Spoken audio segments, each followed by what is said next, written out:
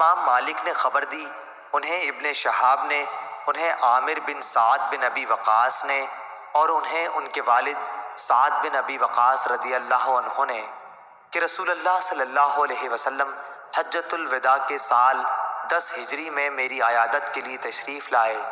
میں سخت بیمار تھا۔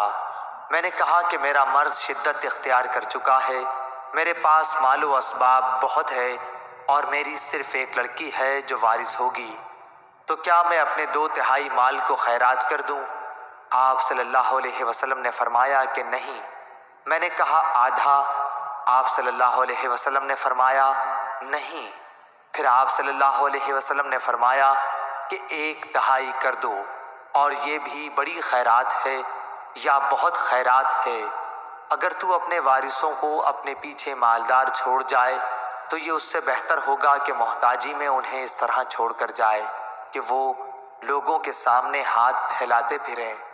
یہ یاد رکھو کہ جو خرچ بھی تم اللہ کی رضا کی نیت سے کرو گے تو اس پر بھی تمہیں ثواب ملے گا، حتیٰ کہ اس لقمے پر بھی جو تم اپنی بیوی کے منہ میں رکھو۔ پھر میں نے پوچھا کہ یا رسول اللہ صلی اللہ علیہ وسلم، میرے ساتھی تو مجھے چھوڑ کر حجۃ الوداع کر کے مکے سے جا رہے ہیں اور میں ان سے پیچھے رہ رہا ہوں۔ اس پر حضور صلی اللہ علیہ وسلم نے فرمایا کہ یہاں رہ کر بھی تم کوئی نیک عمل کرو گے تو اس سے تمہارے درجے بلند ہوں گے، اور شاید ابھی تم زندہ رہو گے اور بہت سے لوگوں کو، مسلمانوں کو تم سے فائدہ پہنچے گا اور بہتوں کو، کفار و مرتدین کو نقصان۔ پھر آپ صلی اللہ علیہ وسلم نے دعا فرمائی، اے اللہ میرے ساتھیوں کو ہجرت پر استقلال عطا فرما اور ان کے قدم پیچھے کی طرف نہ لوٹا۔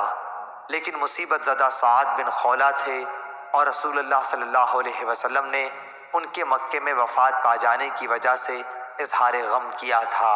صحیح بخاری حدیث نمبر 1295۔